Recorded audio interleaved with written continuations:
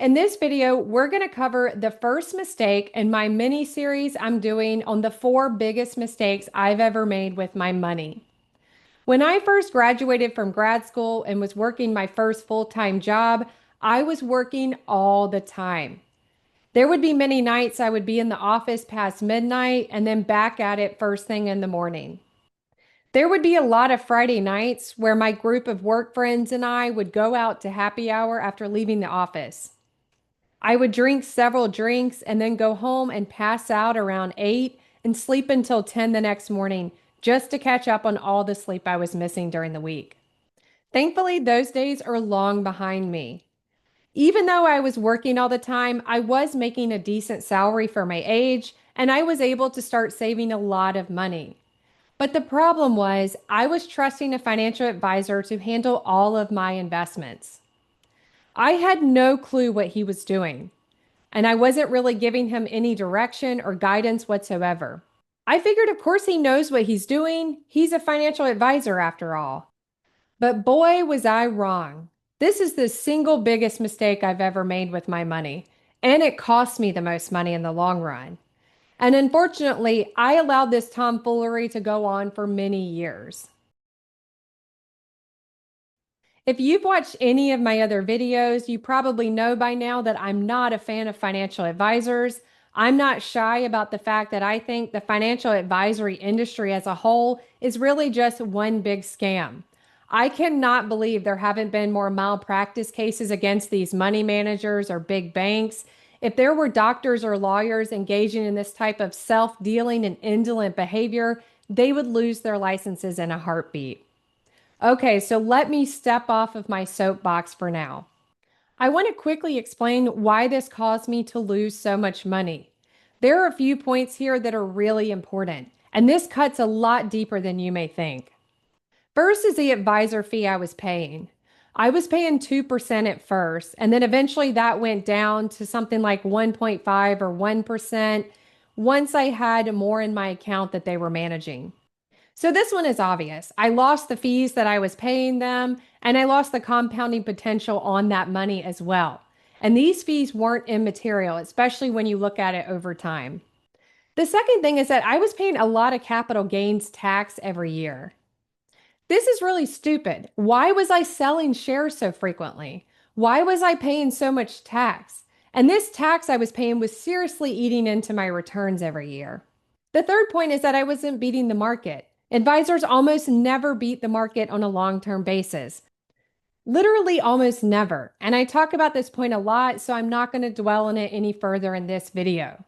But at this point, these 3 reasons are probably quite obvious, and it might not be anything new to you. But at this point, I was losing a lot of money because of these 3 things. From paying the advisor fees every year to paying a lot of capital gains tax, and because of the fact that I was underperforming the market. But the big one, and the reason I still shake my head whenever I think about the fact that this advisor, if you can even call him that, caused me to lose well over 7 figures. So at this point in my life, I was holding a ton of cash because I was looking at buying a new business. So based on the advice of my advisor, I just had that cash sitting in my account, waiting to fund the down payment on the acquisition when the deal went through. But this cash wasn't being invested. It was just sitting there. I could have taken an SB or even sold shares in the future when I needed the cash. I also had rental properties I could have extracted more equity out of to pay for the business I was looking at buying. But I never got any advice like that. I didn't even know what an SB or a cash out refi was at this point. But that's not even the worst part. I found something during due diligence that I didn't like, and I decided to pass on buying this business. And the business deal actually fell through. And at the same time, the market dropped significantly. We were basically in a recession at this point. So knowing that I had all this extra cash on hand that wasn't being invested and that stock prices were so low, I called up my advisor and asked if we should invest that cash instead of just leaving it there. And you know what this mug says to me? No, we should never invest any cash if we think we might need it in the next few years. Y'all, I can't tell you how much it pains me knowing all that I know now to look back and think about this conversation. But the joke's on me because I actually took his advice. And then, of course, the stock market took off pretty soon thereafter. The returns I would have made if I had ignored his advice and instead invested the money in the stock market like I wanted to would have exceeded over seven figures after just 1 or 2 years. So, if all this money that I lost isn't bad enough, think about the lifetime compounding on all of this lost money. Whether from lost money through advisor fees or taxes I had to pay, or lost investment return potential from idle cash or underperforming the market on a long term basis. It would blow your mind to really think about how much money this guy, who was supposed to be advising me on how to build wealth and invest my money, actually lost me in the long run. I don't have the stomach to sit down and calculate it all and factor in the compounding potential on that money I lost, but I guarantee you it's well over eight figures when you look at this over the course of my life. So, what can we learn from this? There's the obvious point about not using a financial advisor anymore, but there's a bigger and more important lesson that we can learn here from this.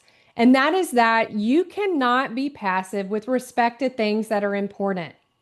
Whether it's your medical care or your kids' education or the food you put in your body every day or how you invest and manage your money, you cannot just outsource these crucial decisions to someone else. And you need to be extremely careful about taking someone else's advice on these important topics. To get the life you really want, you have to be in the driver's seat. You can't just hand over the reins to someone else.